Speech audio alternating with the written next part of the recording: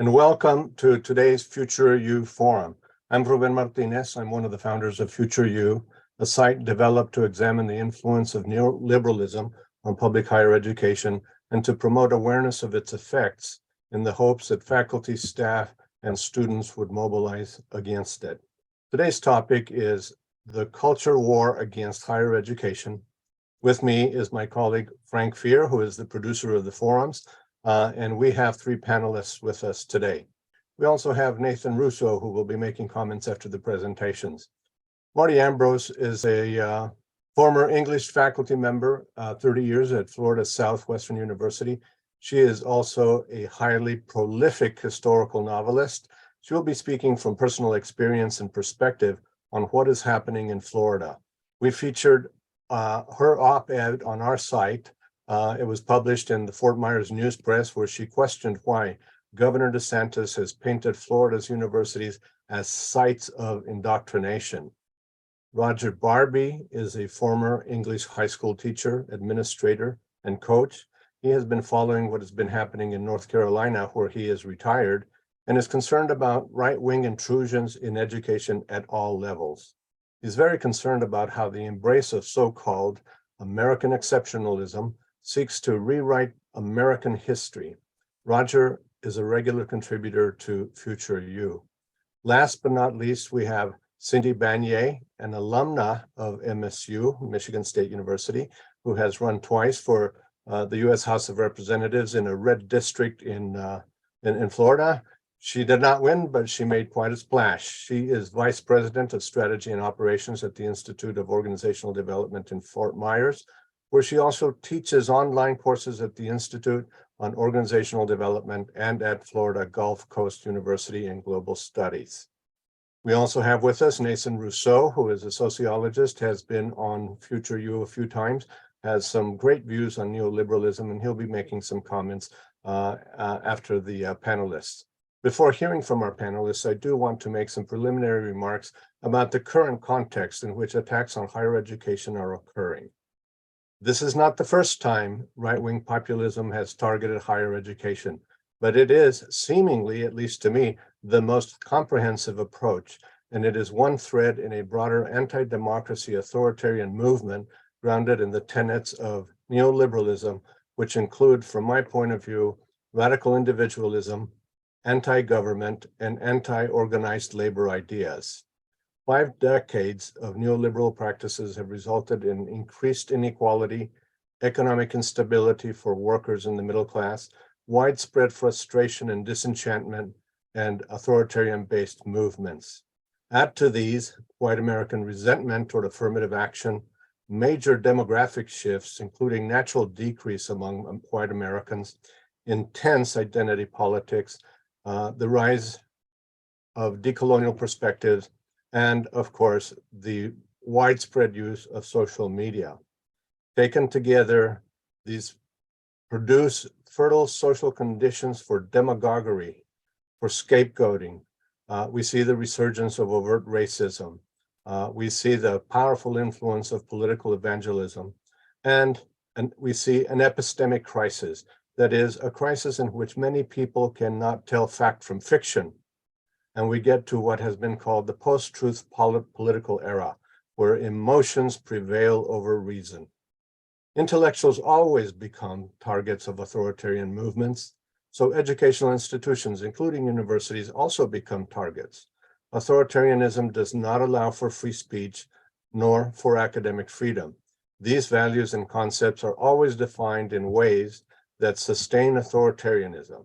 DeSantis, for example, talks about freedom and liberty, but he uses government to limit freedom and liberty.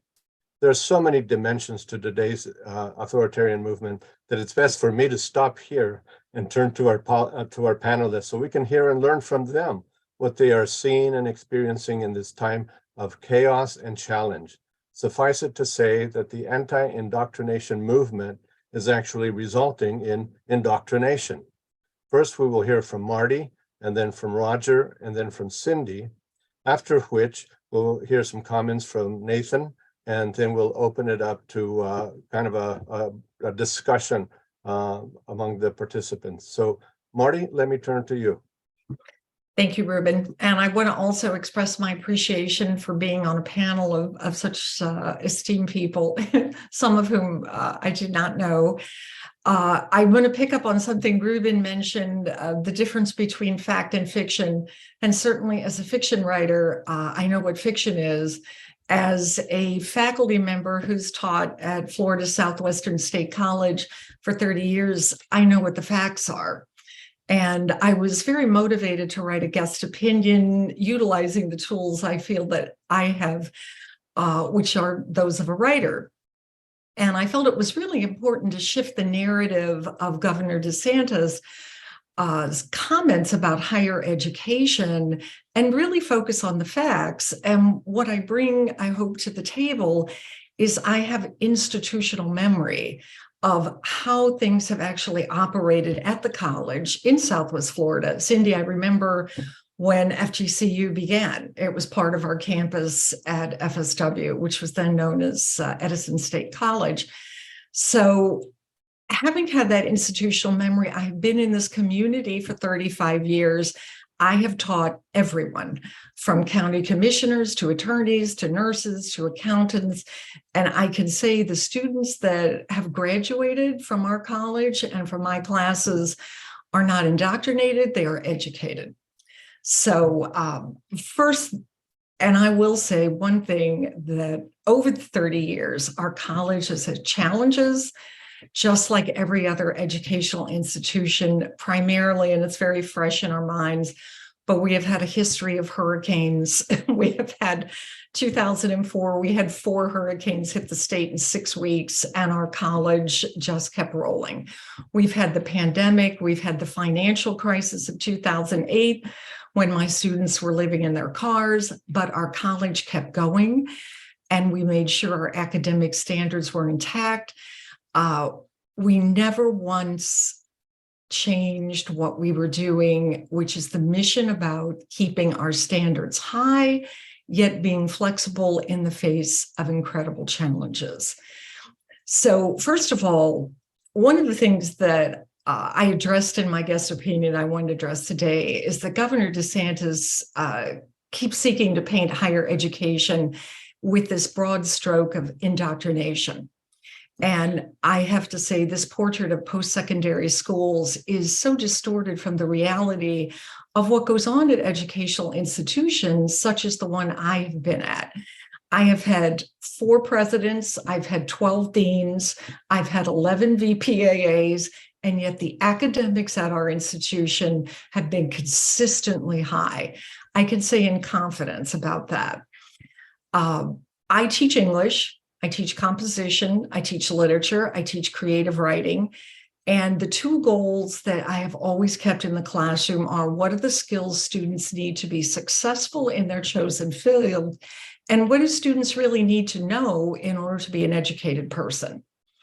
And one of the areas that I really wanted to focus on that the governor has touched upon and the legislature is what we call our general education curriculum. And I reference specifically Thomas Jefferson, he was forming the University of Virginia, really focused on this idea, and I will quote in a letter to Joseph Priestley, "We want to establish in our state a university with a plan so broad and liberal and modern as to be worth patronizing public support and to attract the youth of other states to come and drink of the cup of knowledge." That was born the foundation of what we call our general education curriculum. It is the opposite of what's called trendy. It's the opposite of what's called woke. I can say in 30 years, the general education curriculum has in fact been very stable and in some ways somewhat static. The core of classes that every student must take for an AA degree or a BA degree is actually, in my view, quite traditional. It's very similar to what I took as a student. Every student takes 36 hours at FSW, 2 writing classes, 2 humanities classes, 3 social science classes, 2 math classes, and 2 natural sciences classes. They have to take these courses in order to get their AA degree to move on to the baccalaureate, either at our institution or at some other Florida institution. It's what Jefferson was proposing, and it is rigorously adhered to at our college and almost every other public institution across the country. We go through rigorous accreditation standards, which the governor refers to as, quote, monopolies, unquote. Again, in fact, nothing could be further from the truth. They function like an auditor for a business setting. They review the academics, the policies, the financial stability of the school. It's an essential function to make sure students not only achieve quality degrees, but they have transferable degrees. So tampering with our general education core can have drastic consequences for students if they're getting a baccalaureate degree in Florida, say in accounting, and they're trying to transfer into an MBA program in another state. They have to adhere to these courses. And I would add, the governor, having gone to Yale, I'm sure had, actually I checked, almost an identical general education curriculum that we teach. So that fact, I think, has to be set out on the table. It's incredibly important. So when he refers to a classical education, our general education core is the classical education that was conceived by our founding fathers when they created these institutional ideas of what is a general education curriculum. The governor also, when he uses this term indoctrination, seems to suggest that faculty have some kind of sinister motive when they're in the classroom. I can tell you from a long-term faculty member, I structure my classes around how do I teach students to write a clear essay? How do I teach students to be able to utilize standard American English in whatever setting they're going to be in as a student and as a professional when they graduate?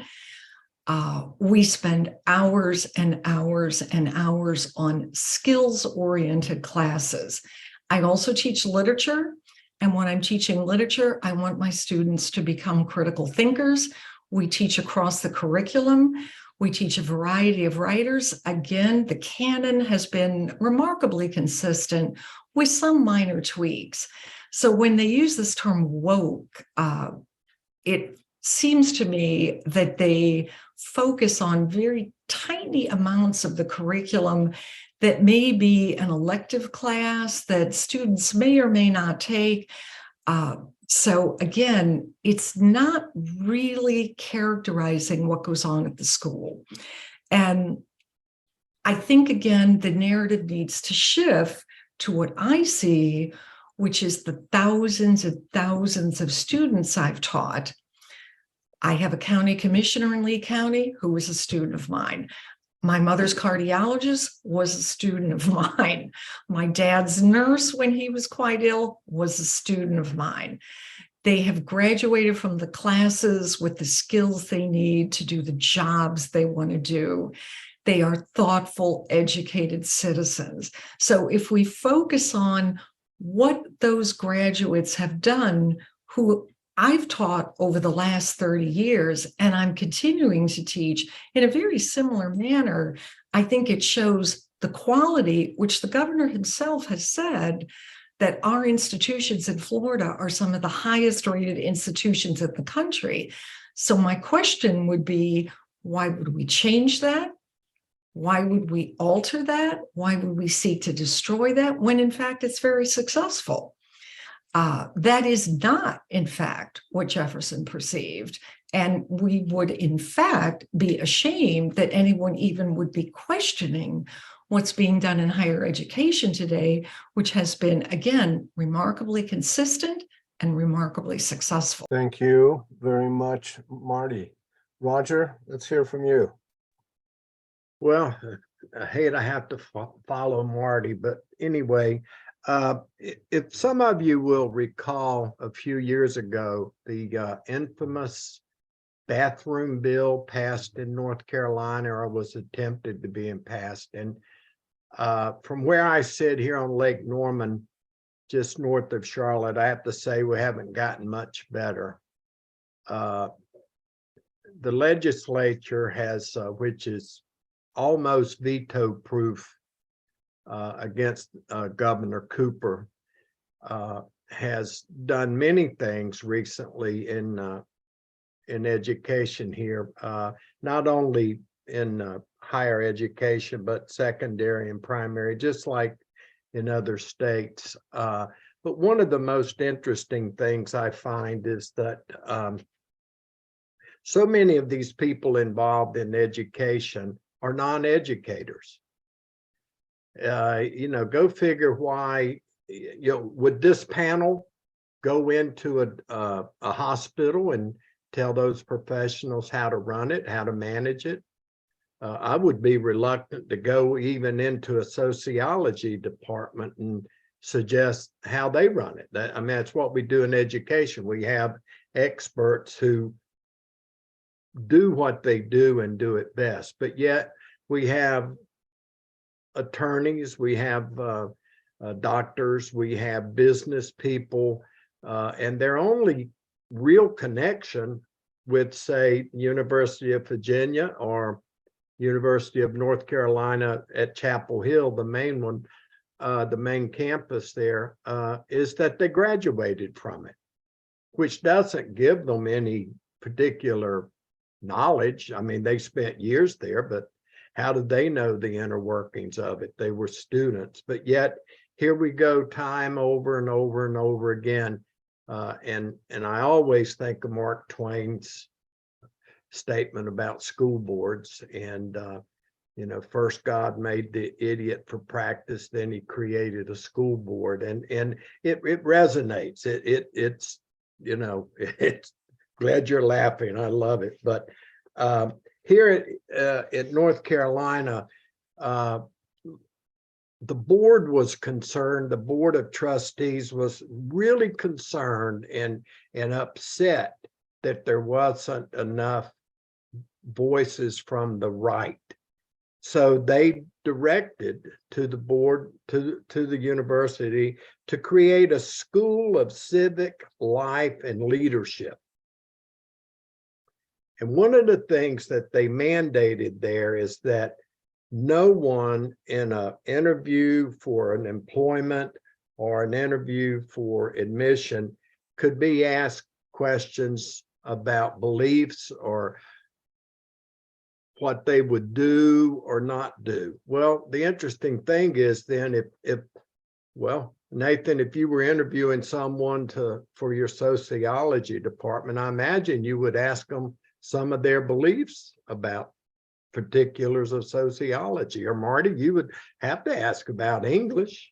May not ask them could they diagram a sentence, but you may want to ask them had they read The Bluest Eye, or what they thought about Huckleberry Finn, or goodness, did they know who Little Ruby Bridges was and her influence? So, but how are you going to interview these people if you can't ask these questions? And as a professor at UNC Wilmington pointed out, we just ask questions about, will you support our philosophy of that? Those three bad words now, you have woke on one hand, but now we have DEI, so you can't ask about that either.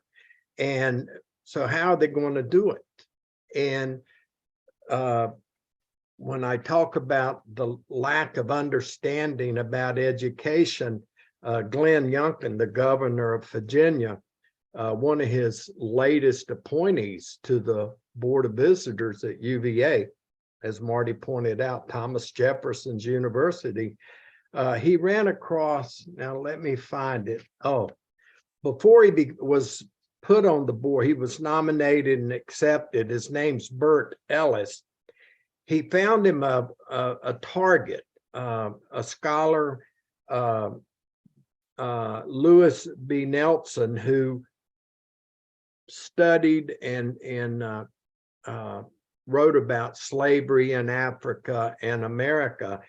And one of Ellis's first text that had to be gotten through a Freedom of Information Act, wrote to two other new appointees to the board. He said, check out this numbnut who works for Balcom provost and has nothing to do but highlight slavery at UVA.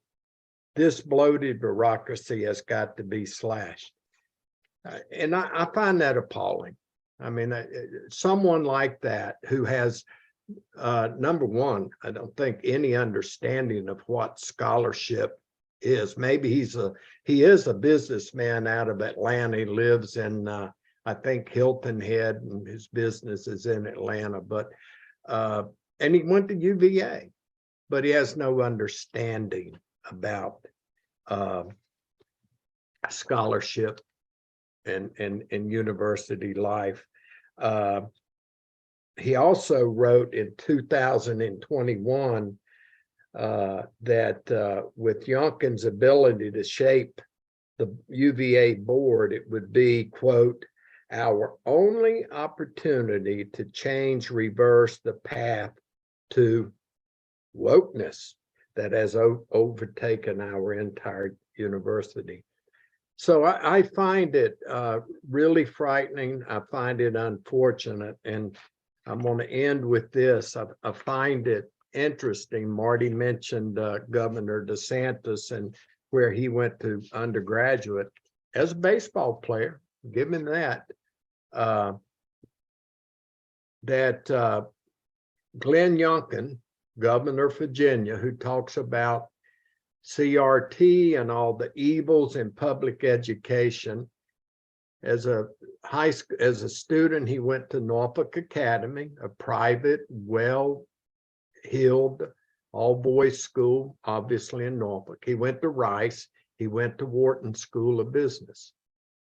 His children, his son went to St. Albans, and his daughter went to NCS, where he was a board member for years. And I know the curriculum that his two children was exposed to, because I taught at NCS and was an administrator there for my last 10 years. And I guess I would have to say, yep, it was woke. It made them aware. It challenged them. It made them work. And his son at St. Albans. But here he is standing in his red vest, blabbing about something he doesn't even know, because he's never had an experience there. And you have DeSantis at Yale. You have my other one is good old Ted Cruz down in Texas. His two daughters go to St. John's High School, St. Cloud in Houston. Quite a school. And like so many of these schools, tuition's over $30,000 a year, but yet he's going to challenge what he thinks is a bad education for everybody's children but his. His children go to this school. And I find it deplorable. I find it frightening. And with that, I'll give anybody else my time. So thank you so much. Thank you very much, Roger. Cindy, let's hear from you. Wow. So I am very excited to talk about this. Thank you so much for bringing this panel together and for including me on it. I am somebody who has straddled the academic world, the business world, and the political world for over a decade now. And I am an adjunct faculty at Florida Gulf Coast University in the Department of Political Science and Public Administration, and have been so for 10 years, almost 10 years now. And I want to start there because the dismantling of higher education and the attacks on higher education are beyond what we're seeing blatantly from the DeSantis administration, but I'm going to get into that in a moment as well. It has actually been rolled back in the state of Florida for a very long time. Florida educators get way less than their national counterparts in terms of what their starting salary, even for a full-time professor, is.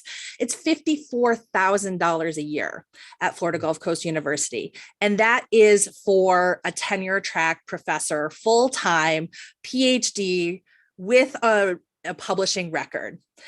I, as an adjunct faculty, get $18,000 a year, for which my students pay close to $1 million for. So I do agree that there is a bloated infrastructure and administration in the higher education university system in the state of Florida. Unfortunately, it's not just people who are making their way up through the ranks or people really invested in making education better in the state of Florida. It is often a place where favors are done for high-powered politicians. This is true of the higher echelons of administration at my university, as well as the board for both my university and Marty's former employer of FSW. Those boards are the places where the Republicans in the state of Florida throw people in to give them political credibility. They are crony appointments. In fact, my former opponent, Byron Donalds, who is now our congressman, started out as a board of trustee for Florida Southwestern for FSW when it was Edison. And now my state senator is also on that board. My board of trustees has Byron's wife. None of these people have higher education experience whatsoever. In fact, I think it's fair to say that Byron Donalds' wife, Erica Donalds, is leading the cause in Florida and across the country for the dismantling and the defunding and privatization of the K-12 education system through her initiative, the Optima Foundation, which takes an 11% in perpetuity of funds created by the charter schools that her organization sets up. Her bank account and the Byron Donalds and Erica Donalds bank account is going to go through the roof now because of the attack on K-12 here in Florida, as they have just signed 2 days ago, the Senate Bill 1, which actually allows any student in the state of Florida to take their education dollars, their tax dollars, and go to any private school whatsoever. And it's up to $8,000 for a student. And it removes all income brackets for this. So these are folks who are politically motivated and looking to profit off the education system, who are placed in decision-making capacity at higher education. They have no initiative whatsoever to make higher education better for the students or for the broader workforce and population in the state of Florida. It is merely a ground for them to catapult into their next step. And I'll prove this because not only in my university did we have a former state senator, Ray Rodriguez, who became very close and very integral in Ron DeSantis's complete gerrymandering takeover of the state of Florida, as he was on the congressional campaign or the congressional map committee. He was the Senate committee leader for that, who rolled over when Ron DeSantis vetoed those maps. He was in the higher echelons of the administration at Florida Gulf Coast University and had been throughout his tenure as a state senator here in Florida. He abruptly, 1 day before qualification ended, decided he was going to retire from the state Senate.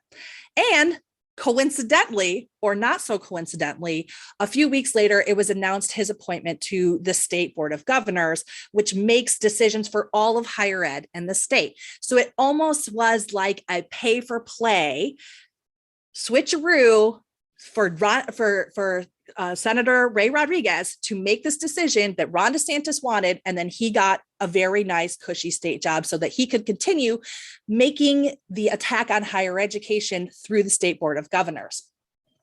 Then they put Jonathan Martin, who is now on the board of FSW, in with 1 day's qualification in as state senator. There was not even a time to mount a defense for an open seat from the opposing party. I actually had a discussion with Ray Rodriguez before he left Florida Gulf Coast University, because in the 2021 Florida legislative session, they had passed what at the time seemed like a very draconian law, which required all university students and faculty to take an inventory of their political positioning, right? And just as an inside on that, No one took it. It had one of the most abysmal return rates, had less than 2%. And if you are a survey person and know about your research methodologies, you know a 2% return rate on a survey is total trash. No one in the state of Florida took it seriously. Nobody cared because it was really just a way to scare people into not being quote unquote woke. Students didn't take it. Faculty just manipulated it because they know how to do so. So people were saying that they were wildly conservative just to throw things off the ranks because no one in my university was ready to have the Florida Legislature tell them how to think. So when I confronted Senator Ray Rodriguez, who, by the way, was the sponsor of that bill in the 2021 legislative session in the state of Florida, and at the time I was a congressional candidate, and I said, Ray, why are you doing this? Why are you making these attacks on people in our university system? You work for a university. And I said, on top of that, I said, if you're worried about somebody like me who's overtly political, all you have to do is look back at my student surveys where I'm consistently noted as being fair and presenting multiple angles and allowing and encouraging students to think critically about numerous issues. And this has been consistent across my tenure at Florida Gulf Coast University, to which he says to me, well, not everybody is like you. And I said, if this is not an attack on someone like me, I'm not sure what this is for, because it's trying to chill people, whether in the classroom or outside of the classroom, from taking political stands on issues. Luckily, I already was caught up in the system. There was no tenure track positions available for younger faculty members like me because of the disinvestment in higher education over the numerous decades here, let alone the multidisciplinary background that I have, which further makes it a challenge to get into academia as a younger academic. I had nothing to lose, frankly, in terms of telling both Ray Rodriguez and folks at the university what I thought about these policies. There is also an institution, when my other panelists were talking about the general education component. I do teach general education courses. I teach global studies and I teach American government. My American government class over the past several years has been a place where the Florida Legislature has tried to dictate what is taught in that class. And now it used to be where the students could take the civic literacy test or American government, to now they have to take both, which is essentially just a check mark for the Ron DeSantis administration to say, okay, the students are, not getting indoctrinated in these classes, but they are in turn doing this civic literacy test, which we have proffered by the state. By the way, on indoctrination, I would love to indoctrinate my students to complete their assignments. If I could do that, I absolutely would, because that is the biggest indoctrination that I want out of them. I want them to complete their assignments. I want them to do the reading. I want them to complete their service learning. I could not imagine trying to politically indoctrinate them because so many students have been disenfranchised by the education system that I can't even get them to complete. We can look at the broader spectrum of this in the state of Florida and know for the first time, graduation rates, completion rates at higher education has dropped in the last several decades. That was this past year. And I am not afraid to say that I think it's because of this emphasis that we've put on students fitting into certain occupation boxes. That goes back many years in terms of the very beginnings of the attacks on higher education, where they're trying to eliminate majors that are not quote unquote performing. So if your major is not very obviously related to a job that you're going to get with just an undergraduate degree within 1 to 2 years after graduation, they're going to take away your state funding for it. And they've been doing this. They tried to put economics on the chopping block at Florida Gulf Coast University. And now they're trying to put these additional gender studies and things like that on the chopping block, anything that touches with critical race theory, not that we do that in undergraduate, but anything that also talks about LGBT issues, all of those are now on the chopping block, many of which don't even actually have a corresponding major in most universities in the state of Florida. But it sounds really good when you are trying to be the woke, anti-woke crusader who wants to run for president, who doesn't actually care what happens to the people in the state of Florida. But we know that even at the top performing universities in the state of Florida, you're looking at a completion rate, and that's a 150%. So that's 6-year completion rate of 35 to 40% on a good day. That's at the public universities. That's not at the private universities.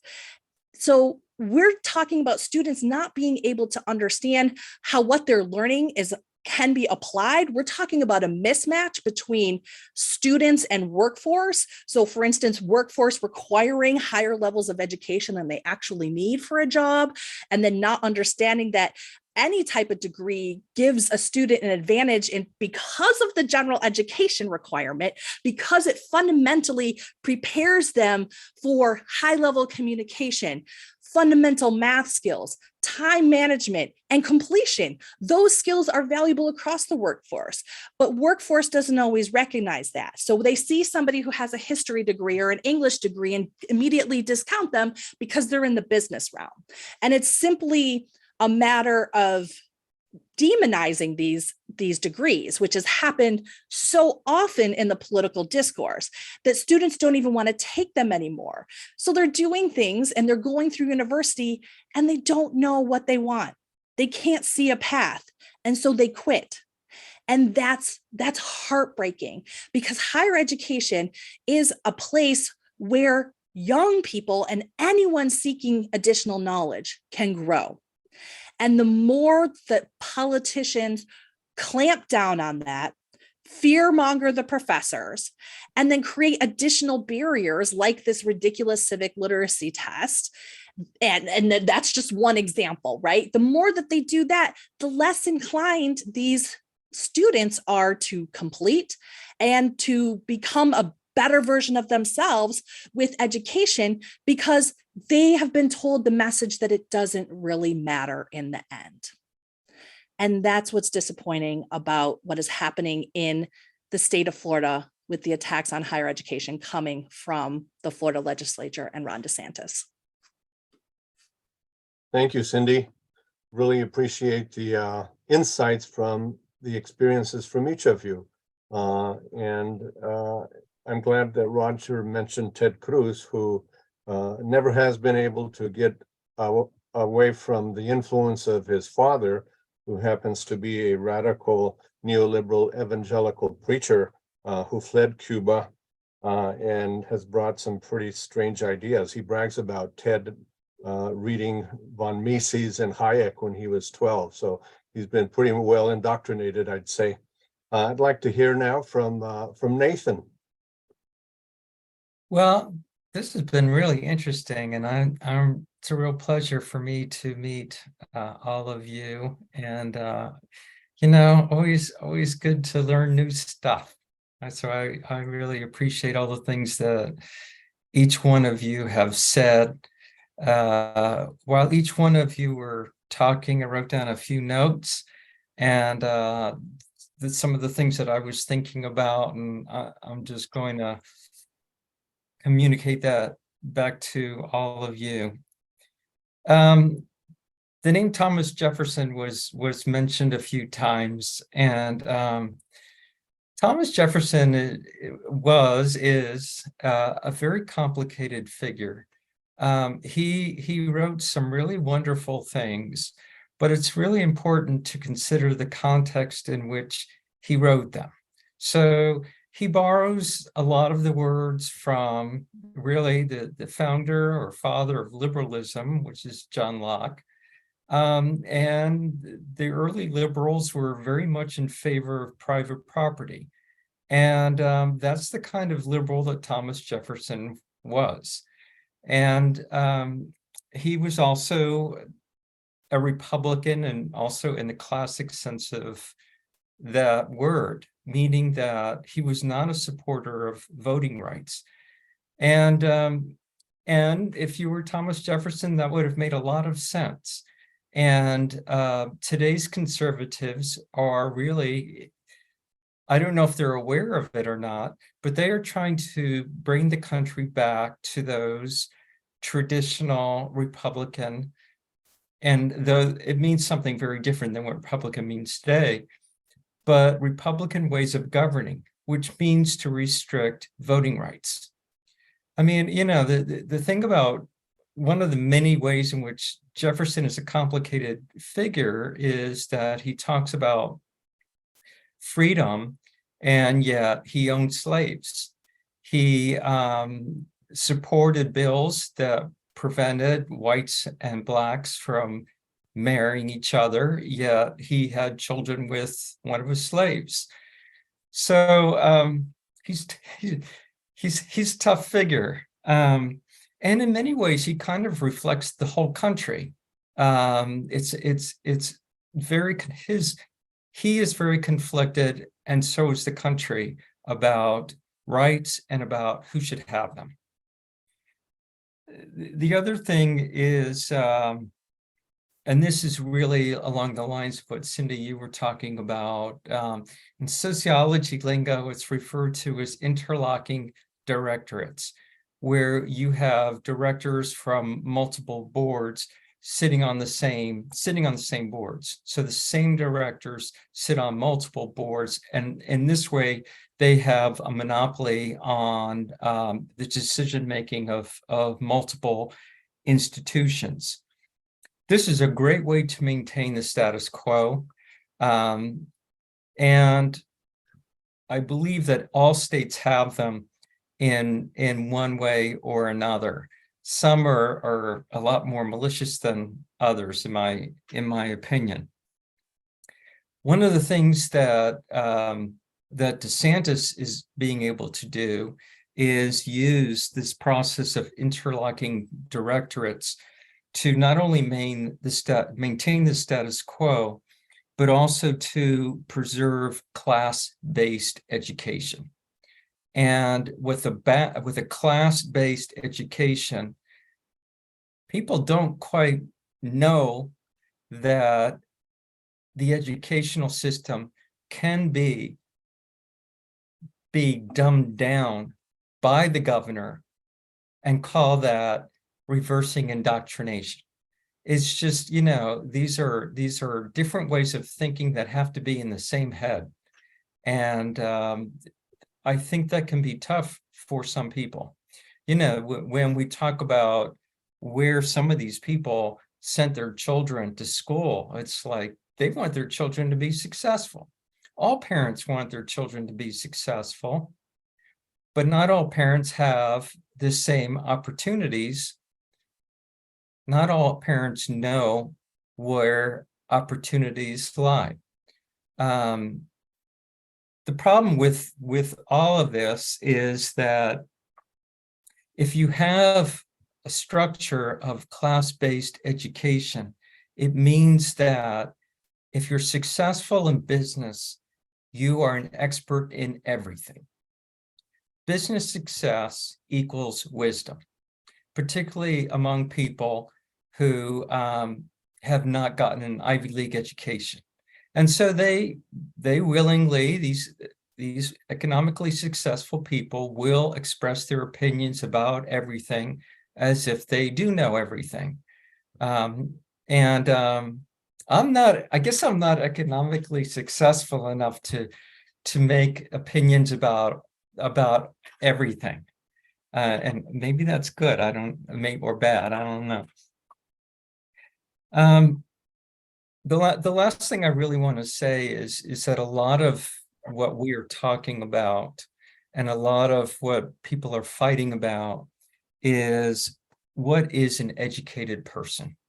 Is an educated person someone who knows how to run a business, knows how to survive, and knows how to think, or knows how to think critically?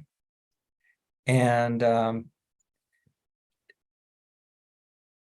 that's and that as also it's as conflicted as everything else that is going on in this country.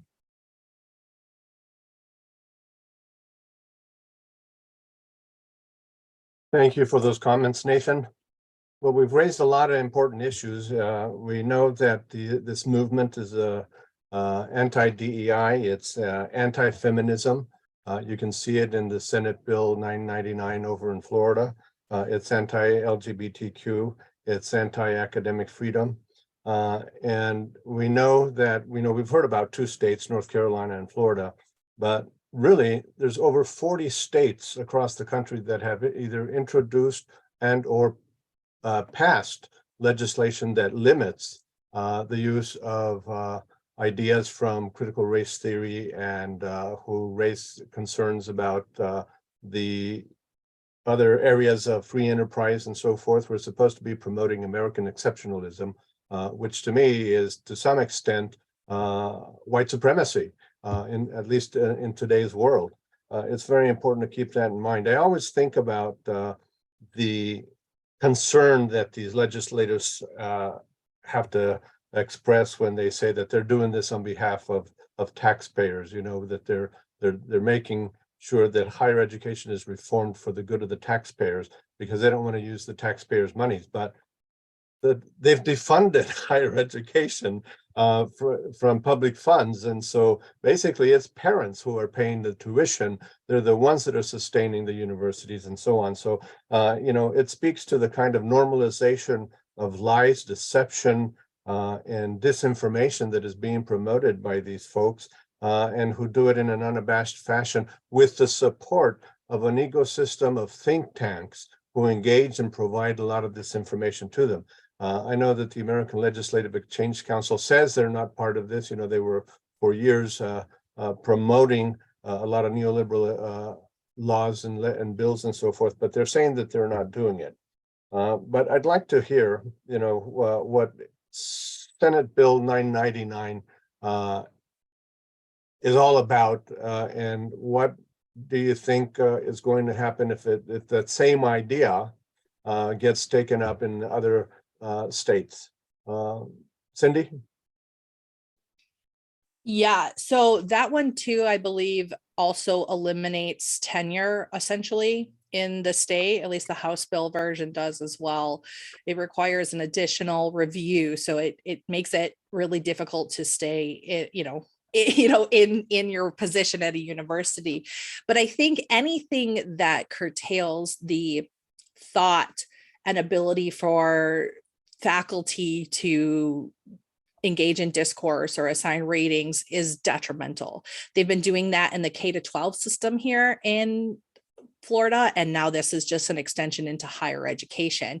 I've seen my colleagues at Florida Gulf Coast University, one of whom became somewhat nationally infamous because he was teaching a class called White Racism. So it's Professor Thornhill, and he can't even take public, comment or won't engage with folks anymore because not only did his, and this was a few years ago when the white racism class kind of came out, he was receiving death threats and a lot of heat from it. So even if it's not, I guess, institutional when it comes to what they can do between the board and your administration at a university, it's chilling because if you do get called out as somebody who's engaging in this woke dialogue, they will find you. And I can attest to that in terms of, when I was running for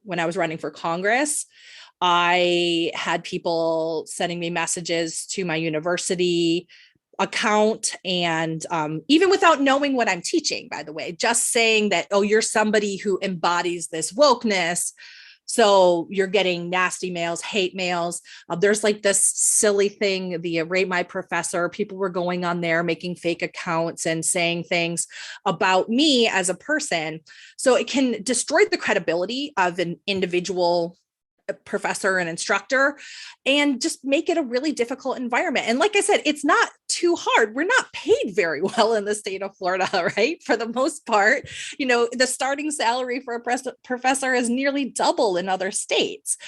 So it's not hard to see how this is going to drive away talent from our state in terms of our academics, and freeze out otherwise different thinkers, right? They may leave and find another position in another university, or simply just find another job, because it's already not an attractive place unless you already have a position and are somewhat isolated from it. But if you can never get that, you can never be protected by university. And as Marty was talking about, she's union. I don't even get the luxury of having union protection. I'm on contract, and it's a different contract every single semester. So there are folks like me who are extremely vulnerable, and we're 75% of the workforce in terms of teaching faculty at Florida Gulf Coast University and other universities around the state. And DeSantis has even said that that's okay. When he took over New College and took over their board, appointed their board with conservative extremists, and then put a conservative crony as the president of that university, what he had said, and what the public information officer responding to questions on DeSantis's behalf said, is that that's okay. So they are totally fine if both students and faculty leave, because then what's going to be left is a college that reflects their conservative values. So I think that it is very purposeful in terms of attacking folks. And if they can't make us leave one way or the other, you know, bills like this will push out the remaining folks who might be hanging on. Thank you, Cindy. Marty, you want to add anything to that? Yeah, I think two things I want to add, because I do read those bills pretty carefully. I have had a lot of security in the sense I was a very active union member and still am. I was the bargaining chair, and we had some rough times at the college. Every administrator was fired before the president was fired. This was a few years ago. But the faculty remained because we had tenure. And so attacking tenure is a huge thing, because it gives you a forum to be able to maintain the security of your curriculum and your academic standards. So I do want a couple things in the law that did bother me quite a bit, and they had to do with curriculum and hiring practices. One of the issues was that had to do with gen ed curriculum. Their definition of it, I thought, was somewhat amusing, that writing courses were designed to teach people to write. Okay, I think we figured that one out. There were some just kind of absurdly obvious things, but there was one thing that was very interesting, that everything in our curriculum really depends on the state numbering system. And this is a little confusing to most people, but without that state numbering system, a course from our institution can't transfer to Cindy's institution with clarity and consistency of content. And they had something in there that you would have to accept any general education course for this particular class if it didn't have the correct number. So instead of ENC 1101, which is comp, you might have to accept another course from some perhaps unaccredited school as a general education course. So it's kind of an issue that some of you were talking about, dumbing down the curriculum. The second issue that really had me concerned was trying to sideline faculty from being involved in search and hiring committees. That's a major issue. And we've spent a lot of times, I have been on many, many, many hiring committees. Our board has never been involved in that hiring process. They tend to rubber stamp, because you hire experts in the field, like all of you, to be on search committees, to hire other experts in the field who are going to be eminently qualified to teach in those courses. The Board of Trustees have no degrees in any of those areas. Now, fortunately for me, Cindy, they don't become involved in English, because I don't think they know what needs to be involved in an English course. If you've ever heard some of DeSantis's rhetoric, it's pretty pathetic. So, so they kind of stay out of that. But in other courses, this would also really affect our research institutions. My sister teaches out of the School of Pharmacy in the University of Minnesota. you start interfering with that, you then have students who have to graduate and take board exams. Are they going to be qualified to be a pharmacist, to be a doctor, to be a nurse? So all of those aspects interlock with how we're hiring experts in the field, how we're developing consistent curriculum, and how we're maintaining standards so our graduates can get jobs, can pass board exams. I think you're going to have problems attracting faculty to a school like UF where they're maybe doing drug design for cancer drugs, Parkinson's drugs, because they're concerned they're not going to have a tenured position. So all of these things really are going to affect or could affect the quality of the faculty you're going to attract to Florida. So there are multiple things in that bill that, for me, I had a major problem with. Thank you, Marty. Yes, as I read it, the bills basically disempower faculty, eliminate shared governance, and empower boards of trustees who in the hiring process are simply going to put a political stamp on the people that they hire, because as you say, they don't know what the field of knowledge is and they're not experts in it and so on.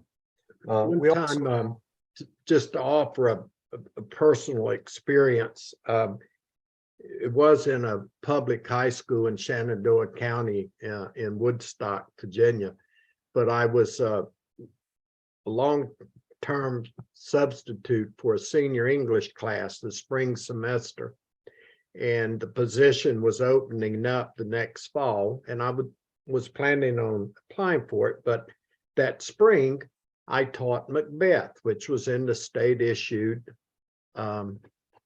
textbook, and the principal and I did not get along, but during the interview for the job next fall, she asked me, here's an example of people who don't know interviewing.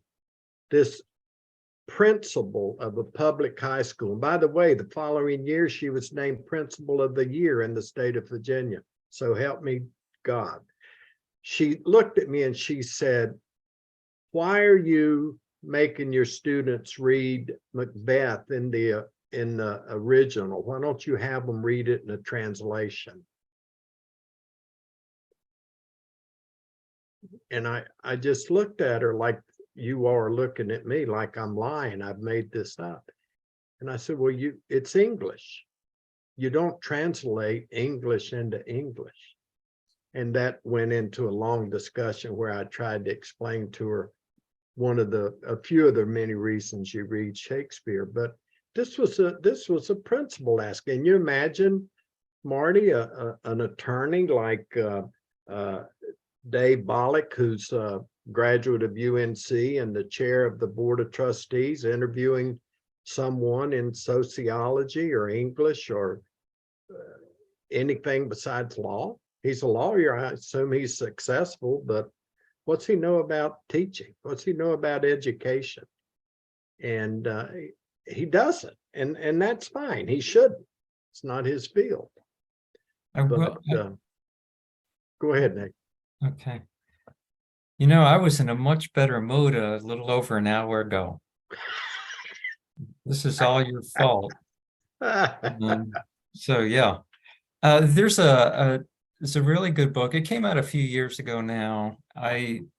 Don't quote me on the title, but it's something like The End of Expertise. Yes. And a part of what's going on is that we can't really trust the experts anymore unless they're your favorite politician, unless they're saying what it is that you want to hear or what your media is saying that you want to hear. Rather than trust people who actually make it their lives to know certain kinds of things, you can just look it up yourself on social media. And that really, as crazy as that really is, that really has become much more common. I mean, the effects of social media have been in ways that I think have been unpredicted in so many ways. I remember when it was fairly new, and there was a lot of talk about its impact to promote democracy, democratization. And if anything, it's just added more confusion to what people can agree on as real and legitimate. Thanks, Nate. I was going to add one more thing that just popped into my mind about this, and I think it's a really important thing for folks to realize in this, is that DeSantis can appoint the board of trustees. So what that really is this is a power consolidation with DeSantis and his administration and his power across the state, even within the Republican Party. Ron DeSantis's consolidated party across his administration and across the legislature. Florida has been the laboratory of autocracy for the United States. And this bill is just another example of that. I think you're right. Thank you. One of the things that comes to mind is that there's a great concern about white students feeling uncomfortable in the classroom, that we should not make them feel uncomfortable. And I've always thought that in the classroom, there's a lot of things that make many of us uncomfortable. There's a student at Princeton a couple of years ago who wrote about the asymmetry of civil discourse. And that is that there's no concern for those students who are forced to listen to racist statements or to listen to sexist statements and so on that go on in the classroom, and they do go on. But if you raise the issue of race and white privilege, and white students feel a little discomfort, this launches a social movement across the country. My view, and this is a question for Roger, and then the rest of you can chime in, is that children need to understand the world in which they live in, because they're the ones that are going to be living into the future. And it is important that they understand it and that they have the proper values and so on, so that they can indeed help move human civilization a little further along. And I really don't see book banning, and I don't see censorship of education moving us along. Roger? Well, I think that you agree 100%. And education is uncomfortable. Education means we're exposed to things we didn't know, that things we don't agree with. But in my times in secondary schools and higher ed, the only thing that truly makes a student uncomfortable is a poor grade. Other than that, everything's fine. And I've taught, I was going over it, I've taught everything from, and I have some complaints in my file against me. Way back in the 60s, I had the nerve in a rural county in Maryland to have students read Stride Toward Freedom, Martin Luther King's little book. I've taught The Painted Bird. I've taught, Huck Finn and the things they carried and all. And students, we don't have to indoctrinate. We don't have to tell our students, as I heard one teacher lamenting out in Iowa, I can't tell my students that slavery was wrong. And I thought, if you taught it as it is, you wouldn't have to tell them anything. They'll figure it out. They'll know. I mean, they'll go away knowing it, but they won't feel inferior. They'll feel enlightened. And it just goes back, Marty, to control and power. Let's use terms like they and them and woke, and we'll scare certain segment of our culture and we'll stay in power. But no, but if you're going to become educated, every class, if I walked into Nathan's sociology class, I would be uncomfortable because I just don't know a great deal about it. I can spell it, I think, but about other than that, it's so I would be uncomfortable, but that's okay because I'm growing out of that. Marty, you've done the same thing, I'm sure, in classes. Well, I could say, just to add to that, building on what we've discussed, This is why you hire experts in the field. We know how to achieve that balance. And I can say, I have rarely, and I still teach part-time, had a student ever tell me I was uncomfortable in class.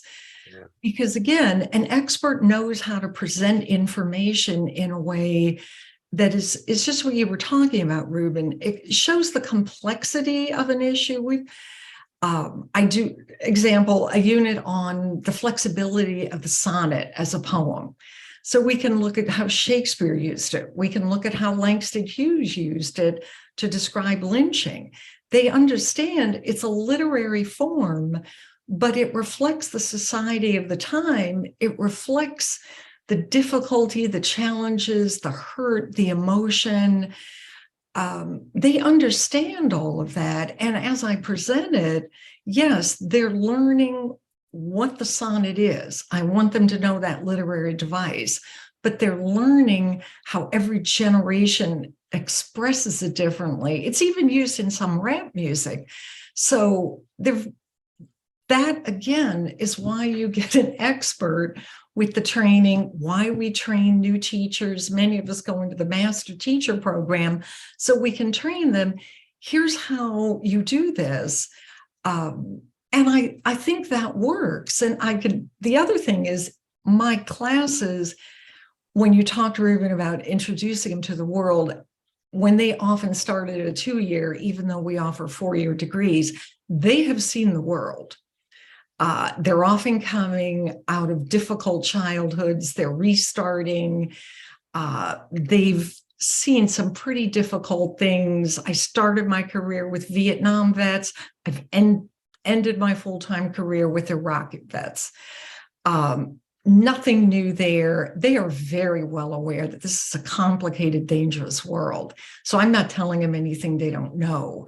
So that's another issue that I would add to that with DeSantis, is that it's demeaning to my students to present them in a way that they are simply sitting there waiting to be indoctrinated. That's not been my experience at all. And so that part, I think we have to look at as well. They're fully capable of being independent thinkers. Thank you. Yes, they seem to think that these folks who are anti-indoctrinating proponents seem to think that the students are mindless, that they don't have values, and that they don't have agency. I've never had students in my classrooms that were like that. They were always challenging and wanting to know more and wanting to understand what was going on. Cindy? Yeah, I think that's interesting that you say that, because it's also been my experience that students, they think what they think and they know what they know, and we can add to that. But that's because this is not a real thing. This piece of legislation is not real. Like it's to make a way for Ron DeSantis to pursue thought and political thought that he doesn't like, so that you can have one person come into a university classroom, say a teacher is doing X, Y, Z, and get them, have a pathway to show them the door. Same thing in the K-12 system. They have a book. It takes one parent in the K-12 system now in the state of Florida to make a complaint for that book to go on the banned list. And it doesn't necessarily have to go on the banned list, but the process for which it has to be reviewed and blah, blah, blah is so complicated that most schools just pull it off the shelf. And the same thing is happening with various types of curricula in the higher education system.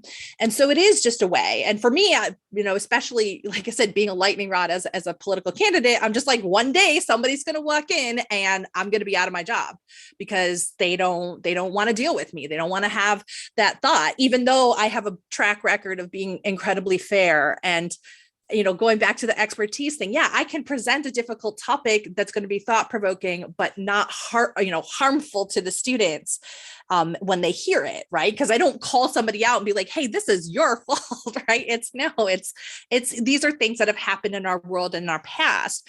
Another thing that's very fascinating that happened in the 2021 legislative session that came along with that civic literacy component is that I am required to have dialogue in my class, which is hilarious too. I actually already had that built into my class, but now Ron DeSantis and the Republicans are saying, no, you have to have an opportunity for, dialogue in your American government classes, right? And it's been very fascinating how this works out, because I have found the situation that students are actually the ones who are most harmed by this dialogue as well. And I think you've talked about it.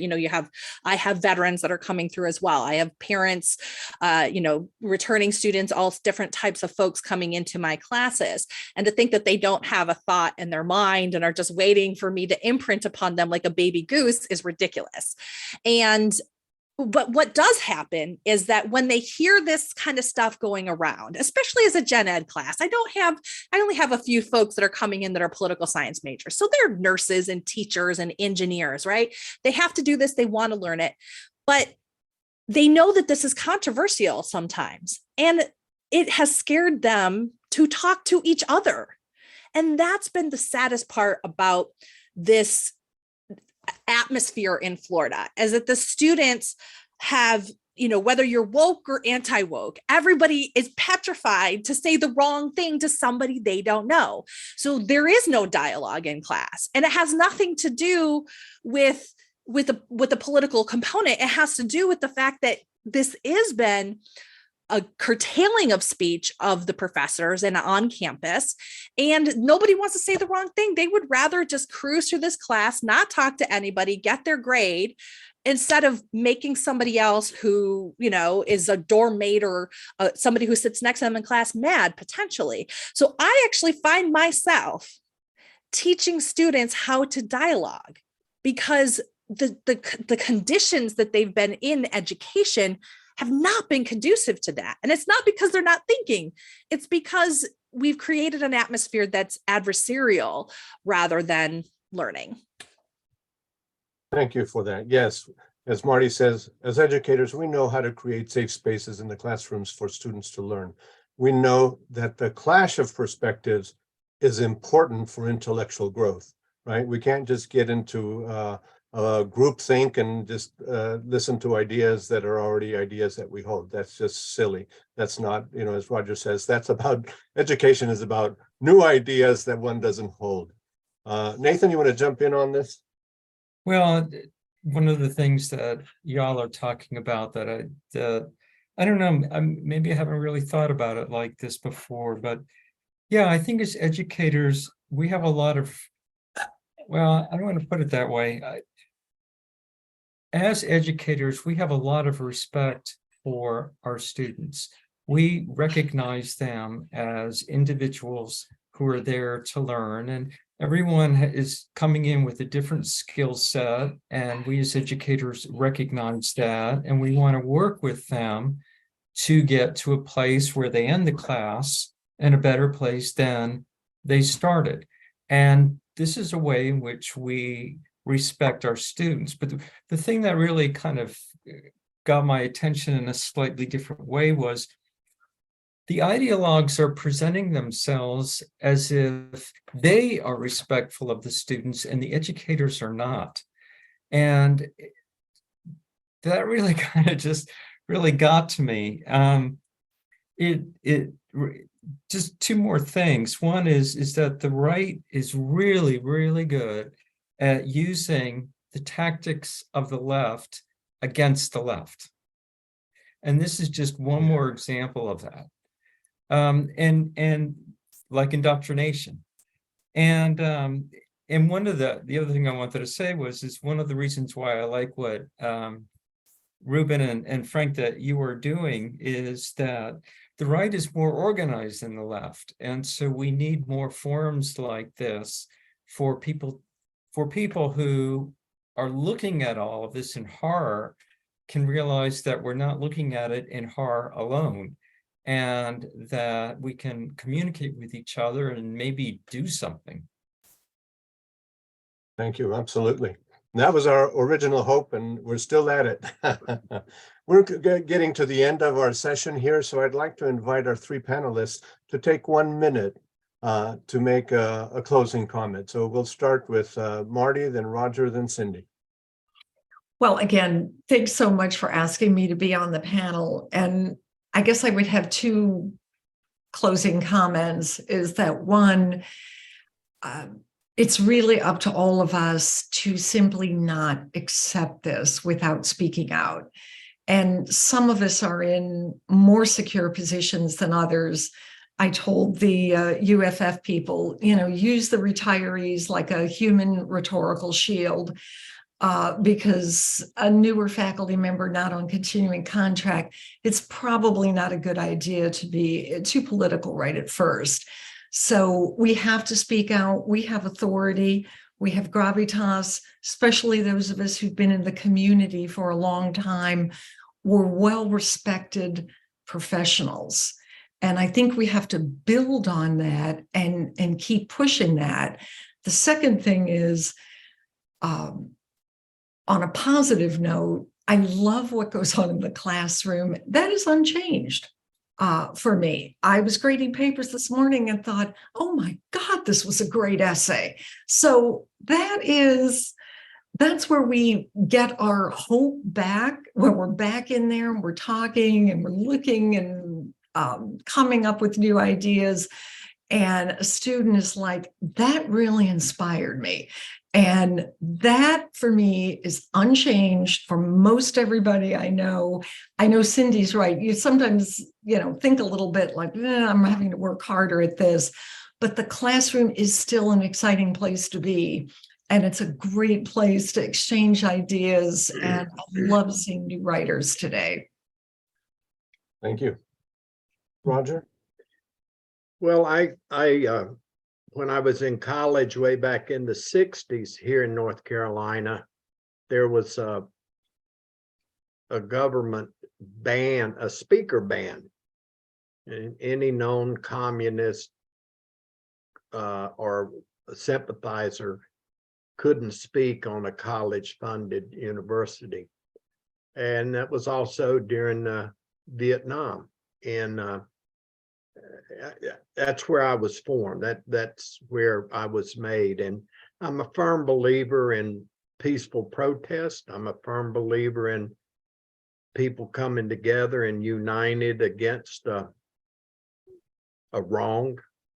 And I think that's what's called for now, is to not, if I were in Florida, I would go to, and since the law is the law, I'd use the law.